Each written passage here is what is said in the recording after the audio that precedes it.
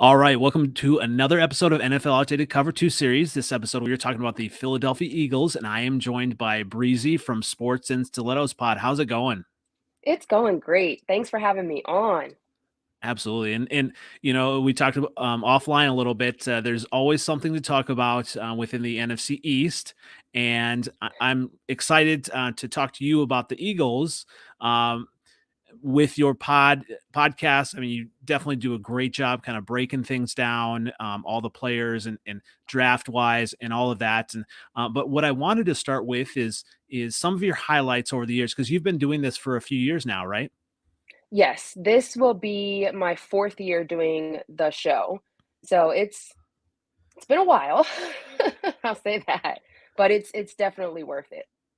Absolutely. And what have been some of the highlights over the last 4 years from doing the podcast? Well, my first year, I can honestly say I was not very good. Trying to find my voice, trying to really find like my niche and how I want to present information.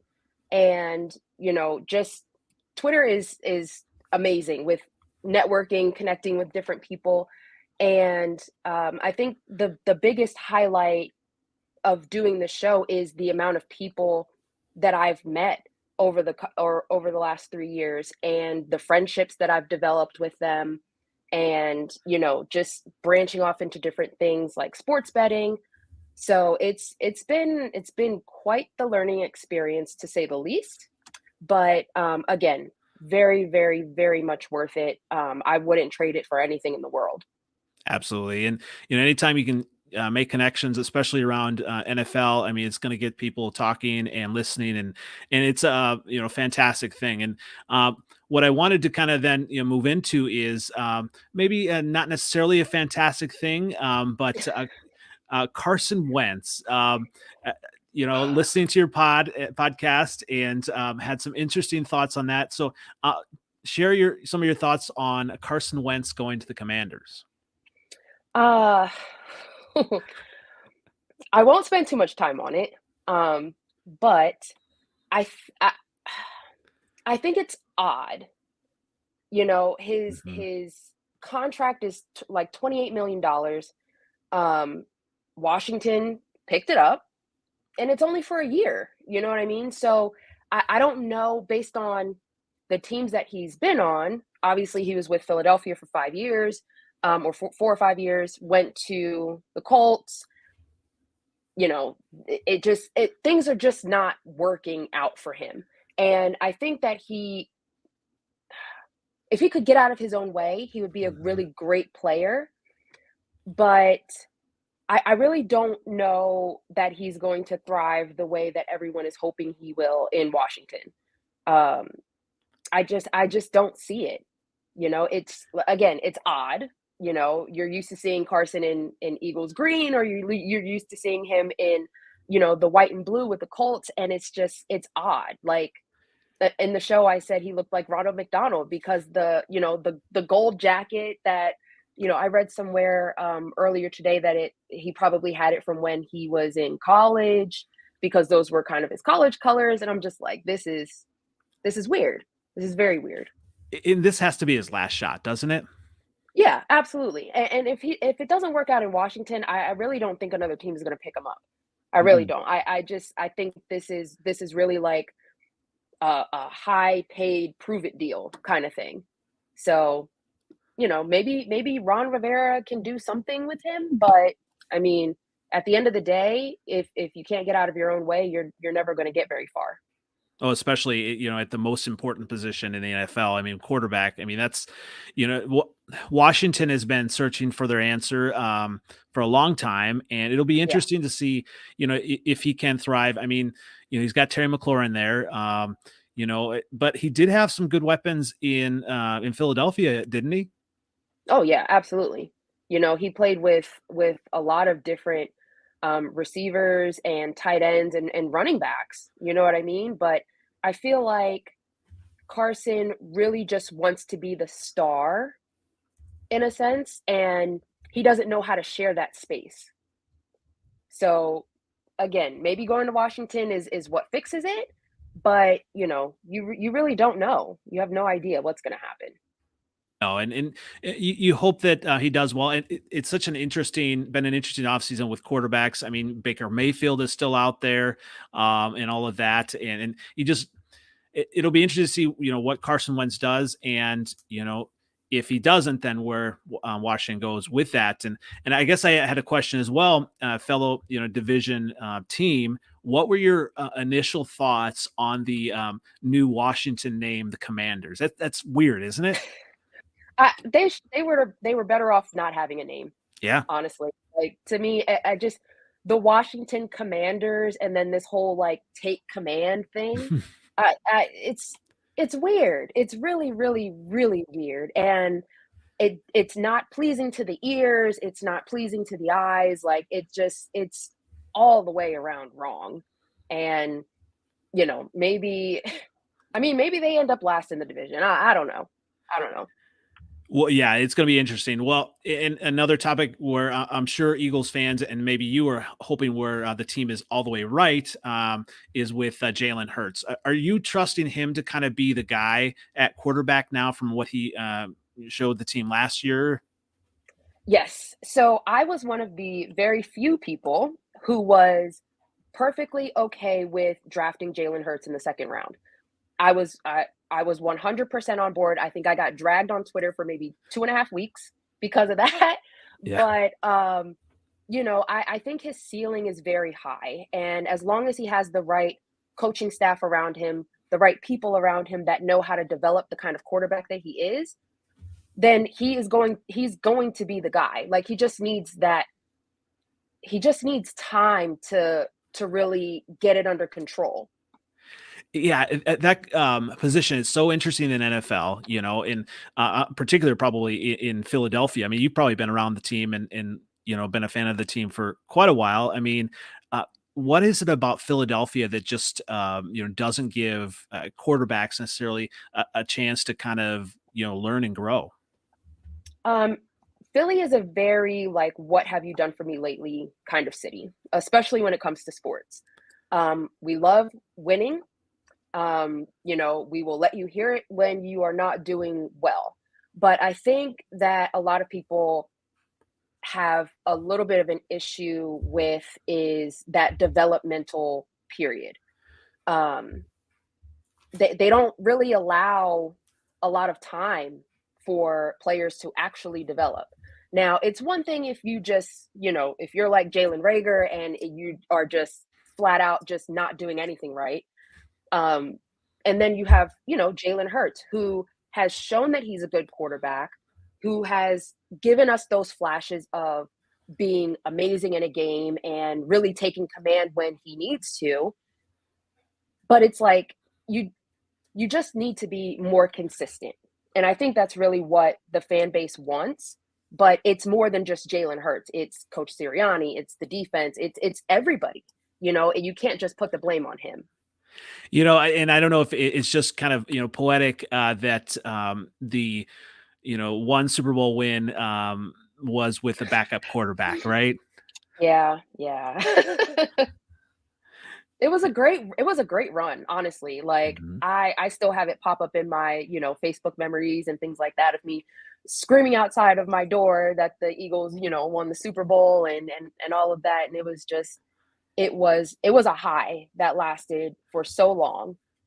And then you get your teeth kicked in because then the regular season starts and you're just like, what happened to this team that we just won a Super Bowl with a few months ago? I say, like, how odd is that to have? Because there are statues then of, you know, the Nick Foles and now Jacksonville quarterback or coach still outside the stadium, right? Yes. I don't think that they're going to remove that because it is such a special moment in Eagles history. Um, unless Nick Sirianni and Jalen Hurts top that, I mean, you never know. You never know. So yeah, with that, I mean, what does Jalen Hurts have to do in 2022 to kind of really kind of further show his growth and maybe cement the role of starting quarterback for the Eagles? Well, for me, I've compared him a lot to Josh Allen. Mm. Hmm. So to me, Josh Allen he was a good quarterback, right? As soon as he realized that his mechanics and things like that were off, he took the off season, he worked with, certain coaches and things like that, and he perfected those mechanics. And he ended up, being ridiculously amazing that following season. So that's really what I'm expecting from Jalen Hurts this offseason. I'm expecting him to realize where his flaws are and to work to get those perfected, because you work on the little things and then the bigger things become a lot easier. Absolutely, and it also helps to have solid receivers as well. And Yes. I have to say, last year I'm in a couple of dynasty leagues, and I was all in from day one of Devonta Smith, Oh and yeah. I really like obviously loved his route running and all of that. And what are you expecting then from him and in year two, and then continuing to you know gel with Jalen Hurts? Well, I think Jalen Hurts and Devonta Smith have a pretty special connection. You saw that, right off the bat, just because they played in college together, so they have that chemistry. But as far as Devonta in year two, I think he can only go up from here. We've seen it in the past with a lot of these, star wide receivers. After their first year, it's almost like they just shoot up the stat charts, and it's incredible to watch, But I expect, 1,000-yard season from him next year, if not more than that. And, doubling up on touchdowns and, yak yards and everything. I want everything to go up. And he has the quarterback to do it. He does. And the biggest thing, knock on him was his size. I mean, Yeah. are you hearing that in the offseason he's kind of bulking up, or is he what are you hearing with that? I haven't heard anything specifically, but I mean, he got heckled for it, since honestly before the draft. Everybody was commenting on how small he was. But the one thing that I like about Devontae is that he doesn't let that limit him in any way. He's going, obviously he's going in against the top DBs. He's shaking and moving and doing everything that he needs to do despite his size. So, if he puts on, like, 10 or 15 pounds, I don't think um that'll change his game at all. If anything, it'll be harder for people to tackle him, honestly. And is he the unquestioned number one receiver, kind of going into camp and everything? Oh yeah, yeah. Number one, period. Absolutely, and obviously with the other wide receivers, adding Zach Pascal, what do you kind of expect from that group? Beyond Devontae Smith. I'm not I'm not exactly thrilled about the Zach Pascal signing. Mm. I don't think that he did a whole lot in Indiana to really, like, be the number two behind Devontae. It could be a coaching thing, it could be an environment thing. He may thrive here, he may not. I don't know, but based on previous years, it doesn't thrill me at all. Um, Yeah, yeah, I think he might be, like, as far as, like, all the receivers, he might be, like, fourth on the depth chart to Jalen Hurts as far as who his, go-to guys are going to be. yeah. Obviously, he's got to develop that rapport with him and everything. And what happened to Jalen Rager? I mean, that's there was so much promise for him, and it just kind of I mean, is he going to be a factor at all this year? Or I really, I don't want Jalen Rager here ah, anymore. Like, I'm over it. I'm tired of the experiment. Like, mhm. I'm off the Jalen Rager train now. And I feel like the Eagles did a little too much in trying to get him into the offense and trying to make him fit in by giving him more snaps and things like that. And it was, at the end of the day, costing us games. There's key drops that he had. There's incomplete routes that he was running and things like that. He just didn't seem like he was all the way there. So I just, I mean, I hope he does well. I really do. That would be something that I would be okay with. But if he has the same year as he did last year, it's just not going to work for me anymore. Yeah, I mean, when you have a receiver, I mean he's had opportunities, Yeah, so you either have it or you don't. I mean, we've kind of been spoiled with some of these other LSU wide receivers coming into the NFL and just like taking the league by storm, and but you want it one of your top receivers at least to be competent. exactly. And he is not. Well, yeah, and it's, I mean, you've got like Quez Watkins and Arcade. I can never pronounce his name. Archejo Whiteside. Ortega, yeah, Yeah, he can go too. J Jaw, he can go too. I am tired of seeing his name on this roster. yeah, and when you look at the roster, I mean, and you look at kind of the philosophy, it's really been kind of more run heavy, hasn't it?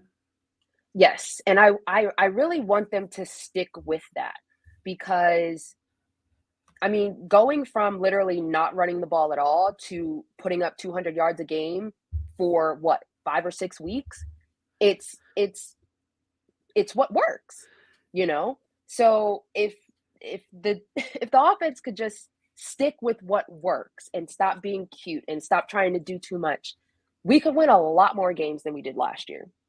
Yeah, and you had some injuries as well, and I guess my question is like, can Miles Sanders be the bell cow back, or is it going to be running back by committee, with Kenneth Gainwell, or what's that going to look like? I f I feel like as long as he's given the opportunity, he can 100% be the bell cow. We saw him in his last year at Penn State. He was behind Saquon Barkley, and leading up to that final year, it was 400, 500 yards a year, and then once he was the main guy, it was off to the races, and he put up over 1,200 yards in that final season at Penn State. So he definitely has the ability to be that bell cow. It's just a matter of do the coaches trust him to be that bell cow? And availability is the biggest thing. So he has to make sure that he keeps himself healthy. He has to stay on track with everything. Absolutely, availability is the best ability. Yes. And you talked about the coaching as well. So I wanted to talk a little bit about Nick Sirianni. Do you trust him to kind of, continue to make strides with this team? I mean, he had an interesting start. Hearing from other Eagles fans and podcasters, they like what he did during the season. Are you on which side are you on? So when we first hired him, I was like, what is this? Like, are you guys trying to redo the Doug Peterson thing where it's like, nobody knows who this guy is, and then the Eagles hire him and it's like lightning in a bottle. And introductory press conference kind of was a little all over the place, and every other press conference after that was still a little all over the place. But I think once he settles down and he can just do football, I think that's really where my trust comes in because he's very, very intelligent. He's very football oriented, and I think that is a big key to everything else in this organization. So for me, again, it goes back to not doing too much, sticking with what works, and not being cute all the time. You really don't have to change up your offense that much due to your opponent. You have to dictate the games. So as long as Nick can stay consistent with his game plans and trusting his players to do what they are supposed to do, then yeah, I trust Nick Sirianni 100%. Yeah, and we talked about like trusting quarterbacks, and it's always Yeah. interesting, trusting coaches as well.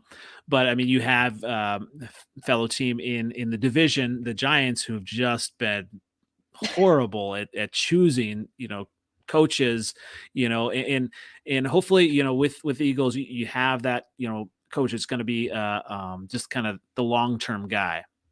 Yeah. Yeah. I mean, that's what I'm hoping for. You never want to see a coach go out the way that Doug Peterson has, or, a lot of these other coaches have gone out. So, you know, I'm hoping that, Nick is kind of that stability that the organization needs as far as coaching is concerned. So I do have a question. Is Nick Sirianni then the best coach in the division? As far as He's got to be at maybe least uniqueness, I would okay. say yes. I would say yes. I mean, he did guide the team to the playoffs. Yeah, first year in the playoffs, so that's definitely a highlight for his resume going forward. But everybody else in the division, they are very experienced when it comes to being a head coach. So that's kind of where his experience lacks a little bit, but Mhm. I think that also benefits him with the team that he isn't as experienced. So he gets to grow with the team as they continue to grow. And do you think fans are going to kind of give him a little bit more leeway and, a few years, or if the team doesn't do well in the next couple of years, do you think the fans might turn on him or? Oh yeah, fans were turning on him in the second week of the season last year. So, Right. I I mean, I feel like he kind of gained the fan base's trust in those last few weeks, and then especially getting to the playoffs, I think he kind of got us off his back a little bit. Um, but again, making sure that you're not doing too much in these games, you just have to be consistent. That's really all that it takes. I mean, consistency and execution. Absolutely. And talking about consistency and execution, what do you want to see from the defense? Going into 2022, and who are some of the key players that you think are going to need to maybe step up this year? I really think that this defense revolves around the way Fletcher Cox plays. Hmm. And I really didn't want to think that, but like going back to these games, it really wasn't until he spoke up and said something like, you don't pay me to, chase running backs 10 yards down the field. Like, I get paid to sack the quarterback. End of story. So I think after he said that, and then they had their little meeting with Coach Gannon. Um, they were being used properly. They weren't being forced to play, three or four different positions that are out of their position. So I think once, the captain of the defense starts playing well and starts doing what is natural to him, everybody else in the defense falls in line. And, one key player obviously is Fletcher Cox for me. As long as he's doing what he needs to do, then, defense is going to do well. I was saying, Another like, key player. Oh, yeah, sorry, go ahead. I would say, yeah, and how much of that will shift then to Hassan Reddick? I mean, because that was a good signing, right? Oh yeah. Oh my gosh. Like Hassan Reddick was probably the top linebacker that I want, or not linebacker, my God. Edge rusher that I wanted for this team in free agency.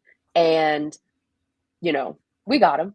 So I'm very, very happy. But I really need Gannon to understand what Hassan Reddick is. He's one of those players that he has to play free.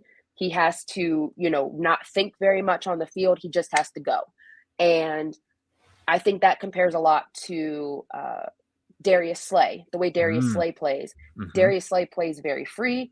He does what he needs to do, and it really works for him. So as long as Gannon will allow Hassan Reddick to play the way that he needs to play, there's going to be a lot of sacks for this defense.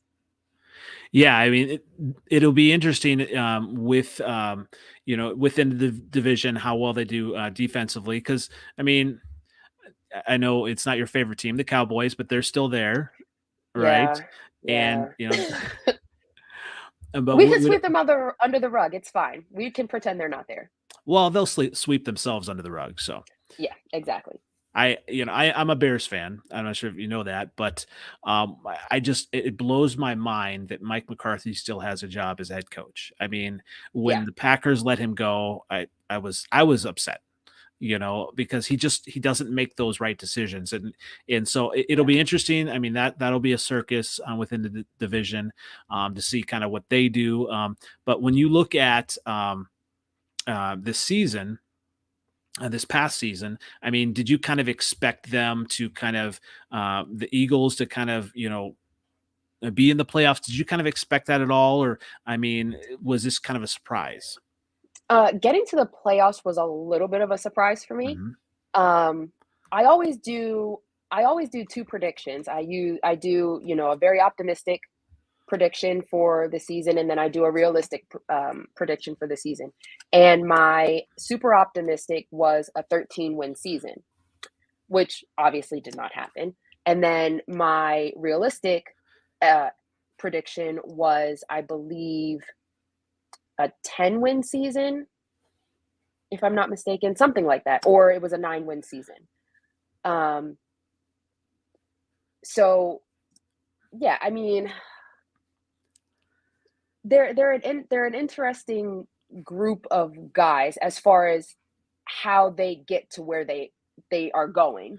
Um, so you know, I hope that they can get back to the playoffs and be more dominant than they were last year.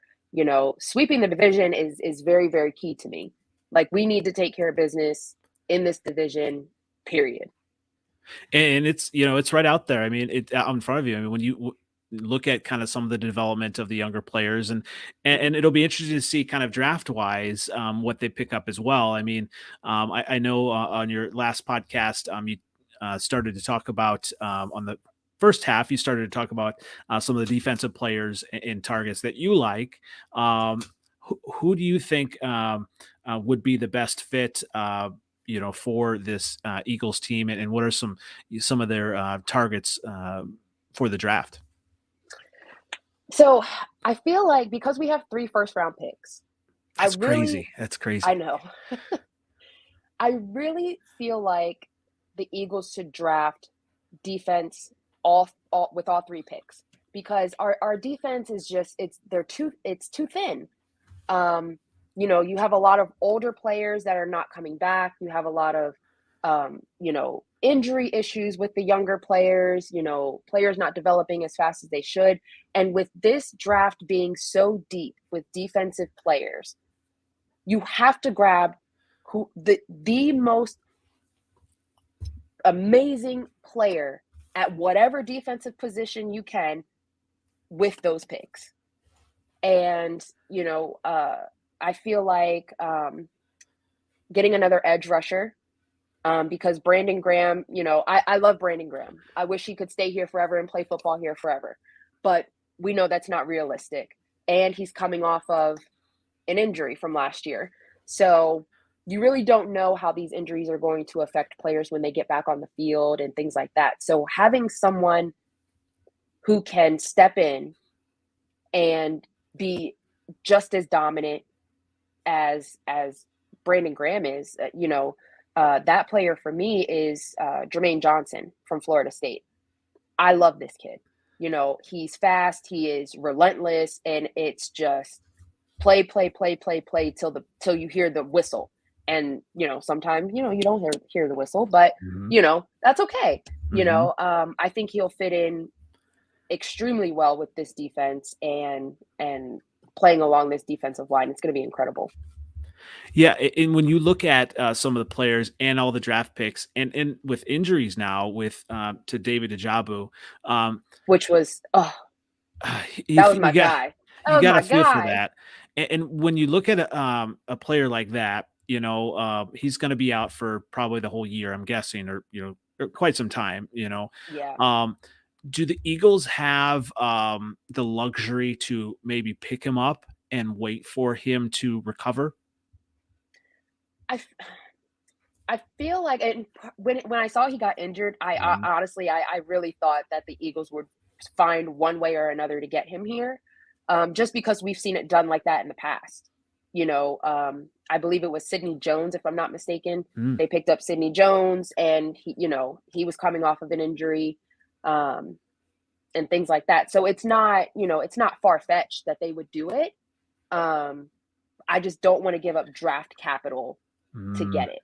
Mm-hmm. So I'm hoping that maybe they pick him up, use like a 6th or 7th round pick, maybe to get him, or, just pick him up as a undrafted player, something like that, just to get him in the building and get him acclimated to being here. But yeah, I feel for him so much.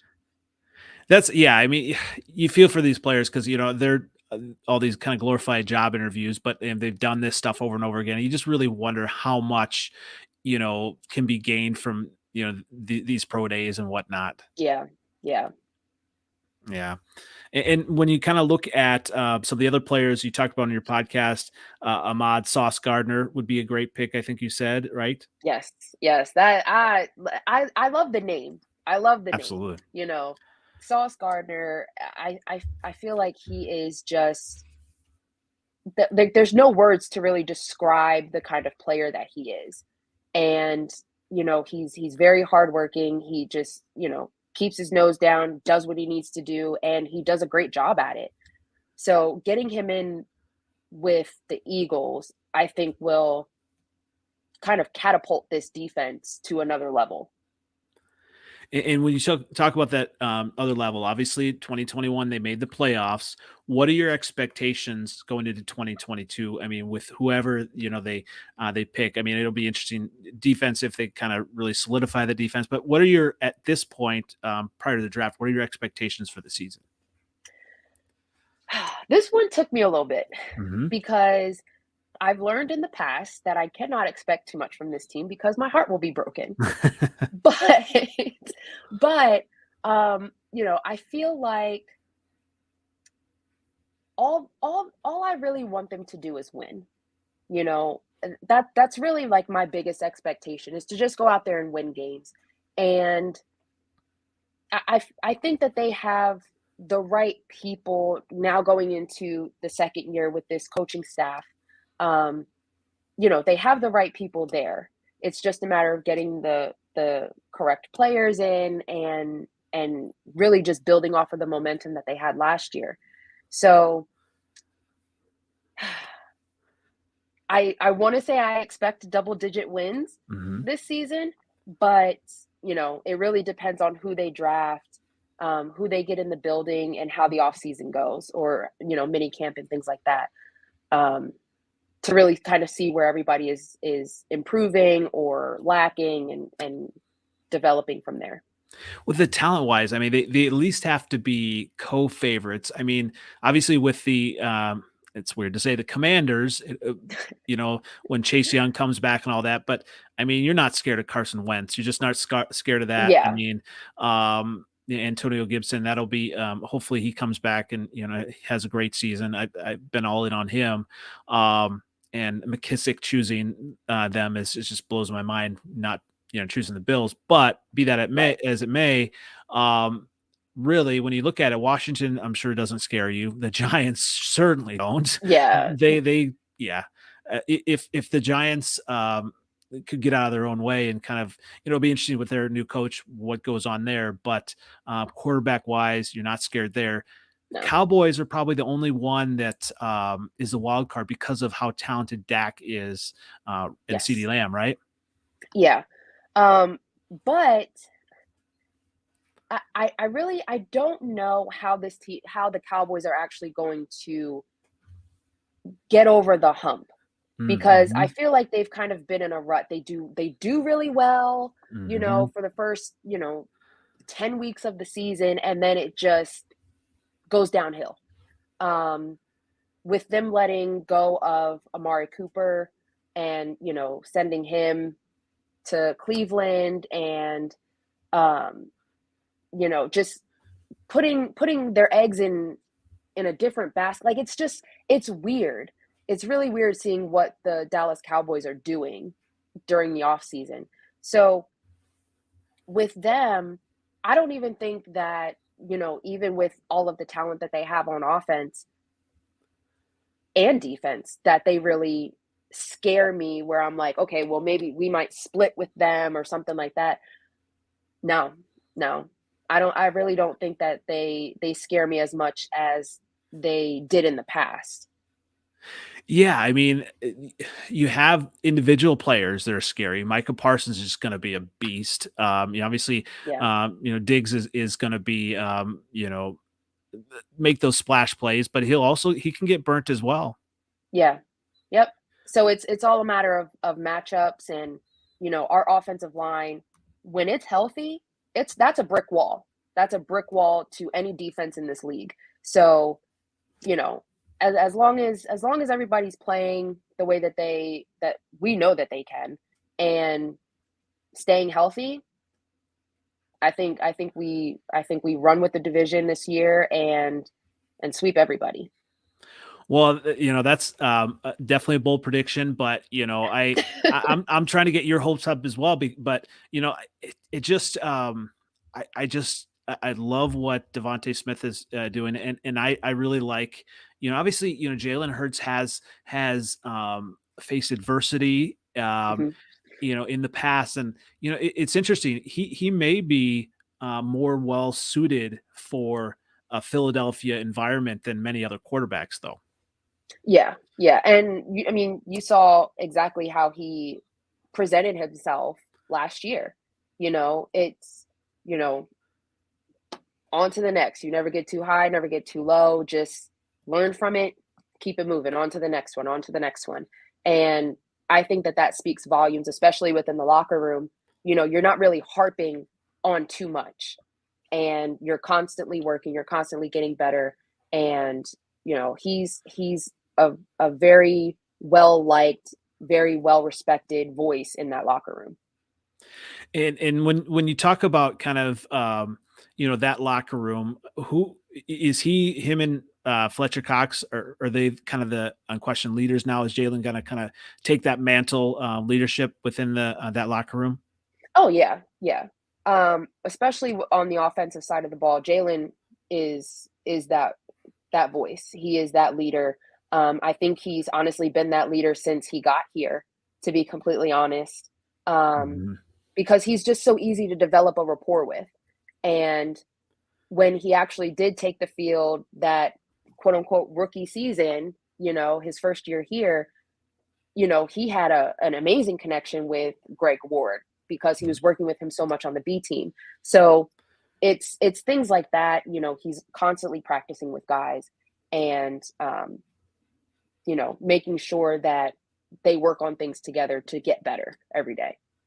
Do you see him kind of when he's going to be in there this year? Kind of doing less running, or is it just kind of are they going to let him be him? I mean, that's a big thing with coaching, right? Yeah. Jalen Hurts obviously is a very special quarterback. Not everyone can coach a quarterback like him, but he also has to understand that he can't just run. Like he has to be able to stay in the pocket and throw the ball. And I mean, I think you can. I mean, you can see the development as the season progressed last year. But I think in that aspect, it's very comparable to Lamar Jackson and what he's Mhm. doing in Baltimore. He was a very 100 yards rushing every game kind of guy, and he slowly started to develop that passing game where he was becoming a little bit more accurate. He was throwing for 250 every game and things like that. And it's more of a balance. He has to understand that there has to be balance within an offense, and you can't just be one sided because that's how you lose. Well, speaking of being one-sided, there's so many amazing quarterbacks and teams in the AFC. When you look on the NFC, it really is, pretty wide open. I mean, are there any other teams outside of the division, that really kind of, scare you going into 2022? I mean, uh, Don't do it. Don't say Green Bay. Don't do it. oh no, Oh, Green good, Bay. good, good. Green Bay. Listen, I'll be surprised if they actually make it to the playoffs next year. I really would be surprised because they've lost what makes Green Bay go, and that's Devonta Adams. So, reading these reports, like, I'm not playing on the franchise tag, like, you guys can kiss my butt on that kind of thing. Yep. And then he goes and he signs with the Raiders. I believe it was for less than the Packers were offering too. So yeah. Yeah, and it's just like it's insane. And then to see, Aaron Rodgers' reaction to it, I feel for him in a way, as a human being, but as a football player, like, I don't feel bad. No. Because it's like, listen, like, there's only one Tom Brady. There's really only one guy that can do what Tom Brady has been doing for a very consistent amount of time, and that's making the people around him better. So I think Green Bay's time is up. Yeah, even in our NFC North podcast, I even question, is Aaron Rodgers that good? I mean, that's another conversation. Right. Yeah. He doesn't do it in the playoffs, so I mean, that's when it matters. Yeah, exactly. And when you don't have your go-to guy anymore, you kind of have to find another go-to guy, but you don't trust anybody else. Yeah. So he's kind of stuck between a rock and a hard place right now. Yeah, I mean, so the 49ers might be that kind of team. Obviously you trust it kind of coaching wise, but we don't know what's going to happen at quarterback there. Obviously, Jimmy G is still part of the team. We don't know if he's going to be a part of the team going into 2022. But as far as the NFC, I mean, the Rams, and we'll see. Yeah, I was going to say the Rams. The Rams are a little scary. It'll be interesting if they can replicate that, because I mean, as soon as a team wins a Super Bowl, I mean, we see it all the time. As soon as a team wins the Super Bowl, they're not as hungry, so to speak, or Right. They don't have that edge, and so, but that would kind of be a team, that would be in the way. Yeah, definitely the Rams. In the AFC, I'll say two teams that scare me a little bit are the Chargers and the Bills. I'm a big Josh Allen fan. I've been rooting for him, for a while. And then, I'm a huge Justin Herbert fan because he was someone that I really liked the year that he got drafted. And, to see the development of not only them as quarterbacks, but as the team around them, it's unbelievable, because it's almost like they are the teams that really take a big step forward every year. They just get much, much better, and their signings have just been wild this free agency. And, I think the AFC as a whole is just scary. Too bad there can't be two AFC teams in the Super Bowl, because I feel like that would be really fun to watch. But someone from the NFC has to get in there. So, yeah, I mean, it's like, in past years, someone has had to win the NFC East, right? yes. And someone will have to be in the Super Bowl from the NFC side. And, why not the Eagles this year? Yeah, well, I mean, why not? The only thing that's stopping us is us. That's how I feel right now, because none of these other teams really scare me that much. It really, I mean, with Tom Brady coming back, it's probably like the only team that I would say is probably going to be a little bit of a hurdle to get over. But everybody else, we've been down this road before, so it doesn't really scare me that much. Yeah, that'll be interesting to see kind of what they do with their receiving core.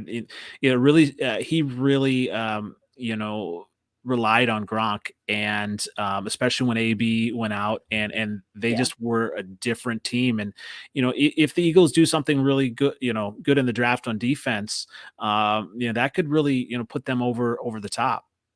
Yeah, and that's what I'm hoping. Draft these young guys that are hungry, that want to be here, that have put in the work all of these years to get to this point. Give them the chance. Absolutely. And they're fast. They're really, really fast at like every position on the defense. It's like, it's insane. It's absolutely insane. And that speed is going to throw a lot of offenses off. Absolutely. Well, this has been a fun time. I definitely appreciate you coming on. Where can everyone find you again? You can find me on Twitter at yourhost_breezy. You can also find me on Instagram at Sports and Stilettos Podcast. And then the show is on any podcasting platform that you listen to. And you had a fantastic part one. Obviously, it was before the whole Deshaun Watson news. Yes. When will part two be coming out? Part two is in the works now. Just have to, figure out some scheduling conflicts. But part two is going to be with my dad, who Awesome. I love talking football with. We were on the phone today talking about Fletcher Cox's contract because it didn't make sense. So, yeah, part two will be recorded and hopefully out there for everyone to listen to by next weekend. Awesome. Well, definitely looking forward to it. I love all your information about the draft and looking forward to kind of, how things kind of turn out for the Eagles in the draft this year and the season. Yeah, thank you so much. I appreciate you having me on. This was great. This was really great. Thanks again. Yeah, once again, this has been NFL Outdated Cover 2 series on the Philadelphia Eagles. Definitely catch Breezy on Twitter and all of those platforms. Thanks again. Thanks.